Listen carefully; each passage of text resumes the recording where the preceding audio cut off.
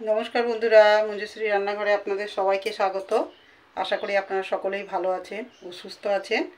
চলে এসেছি আবার নতুন আজ একটি রেসিপি নিয়ে, চিংড়ি মাছের কারি। তো তার জন্য খুব বড় আকারের নয়, মাঝারি সাইজের কিছুটা চিংড়ি মাছ আমি কুটে বেছে ধুয়ে হালকা ভেজে তুলে রেখেছি।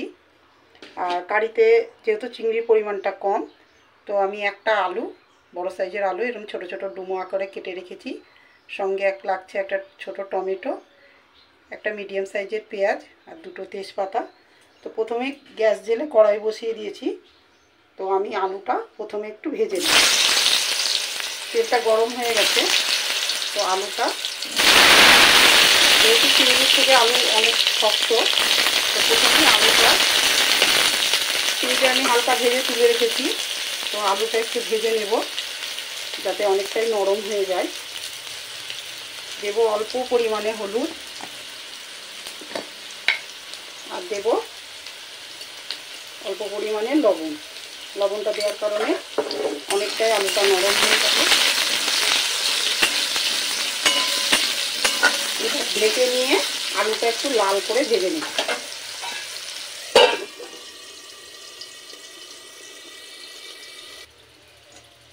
তো আলুটা এই লাল করে ভেজে নিয়েছি, হালকা লাল করে ভেজে নিয়েছি। এবার আলুটা তুলে নেব।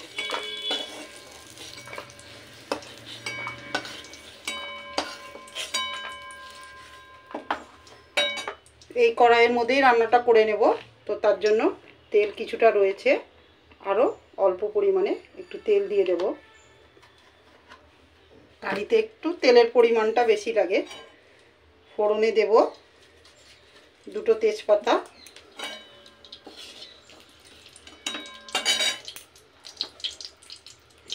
আর অল্প পরিমাণে গোটা জিরে। ফোড়নটা একটু নেড়ে নেব সুন্দর একটা গন্ধ ওঠা পর্যন্ত। আর দেব পেঁয়াজ কুচি।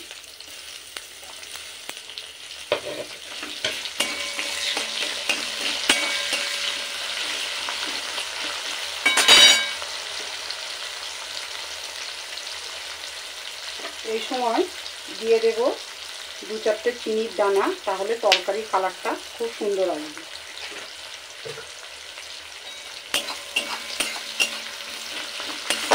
পেঁয়াজটা একটু লাল করে ভেজে নেব।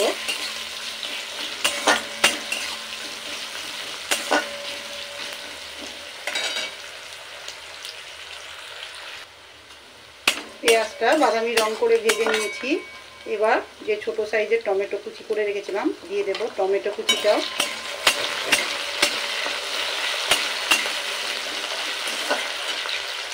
মশলার মধ্যে এখানে দেব 1 চামচ আদা রসুন একসাথে পেস্ট করেছি, আর সঙ্গে একটা কাঁচা লাল রঙের লঙ্কা একসাথে পেস্ট করে নিয়েছি তিনটে। এবার আদা রসুন দেওয়ার পরে মশলাটা খুব ভালোভাবে কষিয়ে নেব যাতে কাঁচা গন্ধটা, আদা রসুনের কাঁচা গন্ধটা চলে যায়।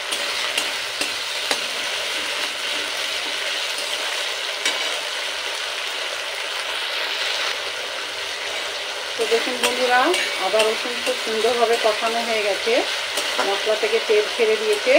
এই সময় সমস্ত শুকনো মশলা আমি 1/2 চামচেরও কম করে এক জায়গায় গুলিয়ে নিয়েছি। 1/2 চামচ হলুদ গুঁড়ো, 1/2 চামচ ঝাল লঙ্কার গুঁড়ো আর জিরে গুঁড়ো, ধনে গুঁড়ো সমস্ত কিছু দিয়ে একসাথে জল দিয়ে ভালো করে মিশিয়ে রেখে দিয়েছিলাম।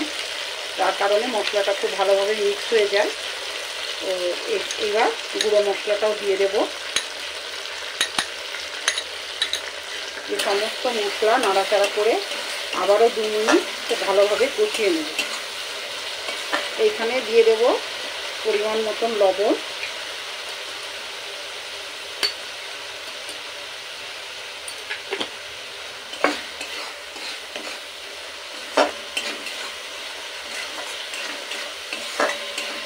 মশলাটা আবারও কিছুক্ষণ খুব ভালো করে কষিয়ে নেব। তো মশলা খুব ভালোভাবে কষানো হয়ে গেছে। এবার দিয়ে দেব ভেজে রাখা চিংড়ি আর আলু।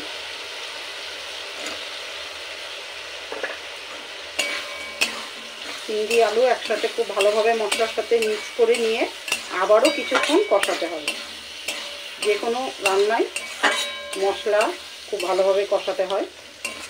তো সেই কারণে যেহেতু এটা কারি হবে, মশলার ভাগটা বেশি, একটু বেশি, তো চিংড়ি আর আলু মশলার সাথে বেশ আরও 2 থেকে 3 মিনিট একটু ঢাকা দিয়ে কষিয়ে নেব, যাতে সমস্ত মশলার ফ্লেভার আলু আর চিংড়ির মধ্যে ঢুকে যায়।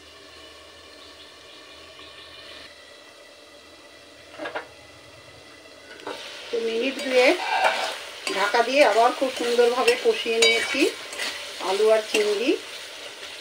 তো অল্প পরিমাণে সেদ্ধ হওয়ার জন্য অল্প পরিমাণে জল দিতে হবে। তো তার আগে এই সময় দিয়ে দেব কারি মশলা। এই মশলাটা দেওয়ার কারণে তরকারিতে স্বাদটা খুব ভালো আসবে। আর দিয়ে দেব, ঝোল হবে না, কারিতে খুব বেশি ঝোল হয় না, তো তরকারিটা সেদ্ধ হওয়ার জন্য অল্প পরিমাণে এখানে জল দিয়ে দেব। আবারও ভালো করে নাড়া দিয়ে জলের সাথে তরকারিটা 5 মিনিট হতে দেব।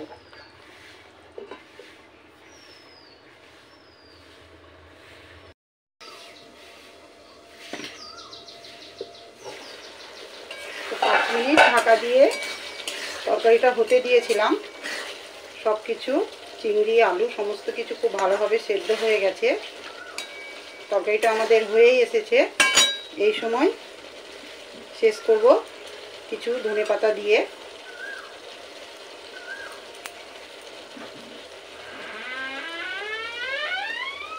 পাঁচ মিনিট ঢেকে রাখার পর আপনাদের পরিবেশন করে দেখাচ্ছি কেমন হয়েছে আমাদের চিংড়ি কারি রেসিপিটা।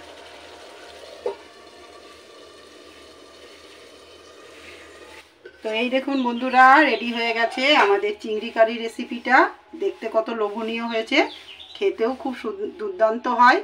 তো আপনারাও একবার এই রকম চিংড়িটা আপনারা বড় ছোট যে কোনো সাইজেরই নিতে পারেন, আমি মিডিয়াম সাইজের নিয়েছি।